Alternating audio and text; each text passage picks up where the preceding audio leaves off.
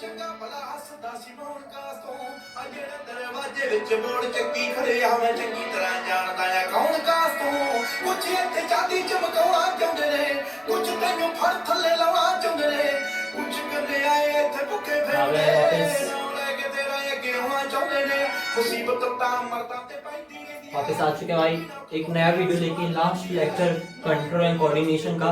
हमारा टॉपिक है coordination and plant. Plant कैसे कोऑर्डिनेशन करता है, प्लांट में ग्रोथ कैसे होती है, प्लांट में नॉन ग्रोथ कैसे होती है, प्लांट में हार्मोन कौन कौन से होते हैं, ग्लैंड कौन कौन से होते हैं, ठीक है वो अपन देखेंगे। ठीक है तो बहुत ज्यादा नंबर ही जाएगा मेरे को ऐसा लगता है। ठीक है नॉर्मली जाएगा 10-15 मिनट का। तो देखो तो प्लांट प्लांट होते हैं एक ट्रॉपिक में, एक आते हैं नेस्टिक में। ठीक है हाँ तो अब जो ट्रॉपिक रहते हैं ना, ट्रॉपिक उस तरफ ग्रोथ होती है, यहाँ पे मैंने जी लिख दिया शॉर्ट फॉर्म में जी। और जो नेस्टिक होता है उस तरफ नॉन ग्रोथ होती है, प्लांट की ग्रोथ नहीं होती है, पर ट्रॉपिक तरफ में प्लांट की ग्रोथ होती है। अब प्लांट की ग्रोथ नेगेटिव भी हो सकती है, पॉजिटिव भी हो सकती है, ये याद रखना। तो पहले अपन नॉन ग्रोथ देख लेते हैं। नॉन ग्रोथ होती है नेस्टिक में। नेस्टिक में होता है थिग्मोनेस्टी और एक होता है फोटोनेस्टी। अब ये क्या होता है थिग्मोनेस्टी मतलब आपने और टच प्लांट का नाम सुना होगा, टच मी नॉट, है ना, मिमोसा पुडिका उसका क्या बोलते हैं साइंटिफिक नेम है। तो ये उनमें आता है। और फिर होता है फोटोनेस्टी। फोटोनेस्टी फोटोसिंथेसिस से कर लेना, फोटो ट्रिक बना ली, फोटोसिंथेसिस लाइट मतलब लाइट से होता है।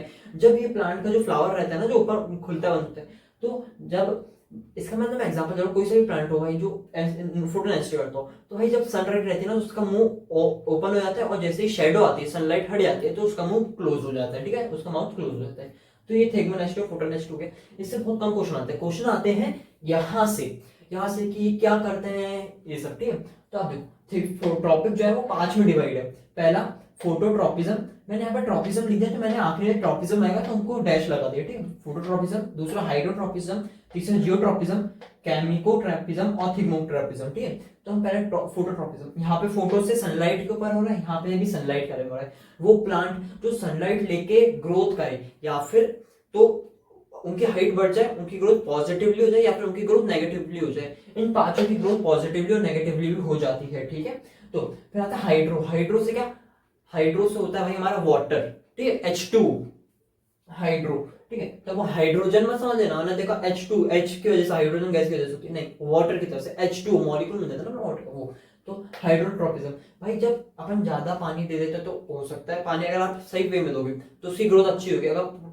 अगर आप पानी उसमें बहुत ही ज्यादा दे दोगे लिमिट से ज्यादा तो उसकी ग्रोथ नहीं होगी उतनी जल्दी। ठीक है कहता है जियोट्रॉपिज्म। जियोट्रॉपिज्म मतलब ग्रेविटी के तौर पे मान लो भाई एक भाई कोई पौधा है वो सीधा जा रहा है, अब मान लो कहीं क्या बोलते हवा से मुड़ गया, तो वो ग्रेविटी की वजह से ना वो ऐसा मुड़ते नीचे जाने लगेगा। ये आपने बहुत सारे वो देखे होंगे प्लांट में। ठीक है तो ये होता है अपना क्या बोलते जैसे कि वो ऐसा बना लेते हैं, कैसा ऐसा ऊपर उगते और फिर नीचे छूट जाते हैं। ठीक है ये है एक, और ये खुद से नहीं होता, इंसान भी करते हैं। क्यों, एक ये मेथड रहती है जिससे आप है ना प्लांट को ग्रो कर सकते हो कि ना, जैसे कि मान लो कोई से भी फूल है, तो अगर मान लो वो यहाँ पे उसका फूल आया, ठीक है मैं बता रहा हूँ किसका, जियो का। हाँ मान लो यहाँ पे इसका फूल आया, ठीक है तो भाई ये फूल आया, तो भाई जब, और ये फूल तो एक ही थोड़ी ना बढ़ जाएगा, तो बढ़ जाएगा।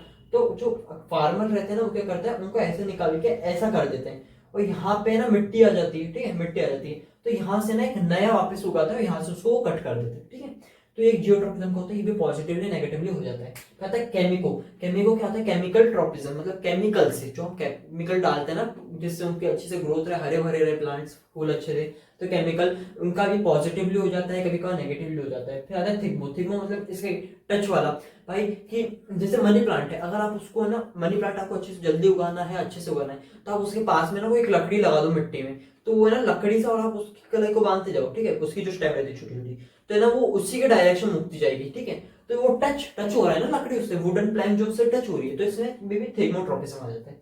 तो ये हो गए ट्रॉपिज्म और नेस्टिक के हमारे, मैंने कहा था ना बहुत ज्यादा छोटा टॉपिक है, ये खत्म हुआ। अब हम क्या पढ़ेंगे, इसके वो हार्मोन्स, इसमें 5 हार्मोन आते हैं हमारे प्लांट में, तो अपन वो कवर करते हैं और उसके बाद ये चैप्टर खत्म करेंगे। ठीक है तो भाई अब क्या, अब आया अपना है हार्मोन। हार्मोन क्या होता है, तब देखो हार्मोन हमारे, मैंने जैसे बताया था 5 होते हैं, ठीक है 5 होते हैं। तो एक होता है ऑक्सिन। ऑक्सिन क्या होता है मैं बताता हूँ, ये tip of stem and root, जो स्टेम और रूट होती है ना उसकी जो टिप रहती है उस पर ऑक्सिन होता है।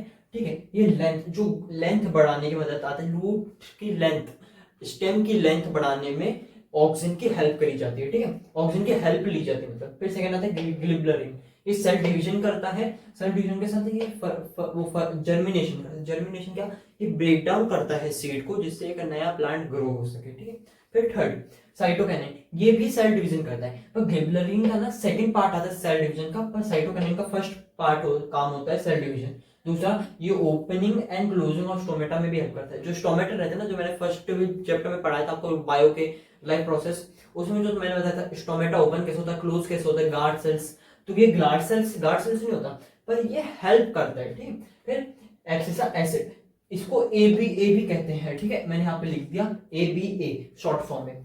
स्टॉप कर देता है ग्रोथ की, जो प्लांट की ग्रोथ होता है, ट्री की ग्रोथ होती है, उसको स्टॉप कर देता है, ठीक है, कि ग्रोथ नहीं हो पाएगी। फिर आता है इथालाइन, इथालाइन भी बहुत ही ज्यादा इंपॉर्टेंट है, ऑब्जेक्टिव में आ सकता है। क्या इथालाइन क्या होता है, गैस होती है इथाइन गैस, ठीक। ये राइपनिंग ऑफ फ्रूट जो रहता है ना उसको राइपनिंग करने के काम आता है। फ्रूट्स को, जो चीजें जब कच्ची रहती है उनको पकाने में, जल्दी पकाने में, जैसे भाई कच्चे आम को पक्का आम बनाने में, कच्चे बनाना रहता है, जो कच्चे केले रहते हैं उनको पक्के केले बनाने में इथाइन का गैस का अधिकतर यूज होता है, ठीक है। तो ये 5 स्टेप अपने ये यहाँ पे खत्म हुए। तो अब ये चैप्टर जो है यहाँ पे खत्म हुआ। तो अब भाई आज की वीडियो में तो इतना ही, चैप्टर ही खत्म हो गया आज की वीडियो में, और क्या पढ़ा था मैं, ठीक है। तो आज की वीडियो में इतना ही। अगर वीडियो अच्छी लगी तो लाइक करके जाना, कमेंट करके जाना, सब्सक्राइब करके जाना। थैंक यू, अपना सपोर्ट बनाए रखना।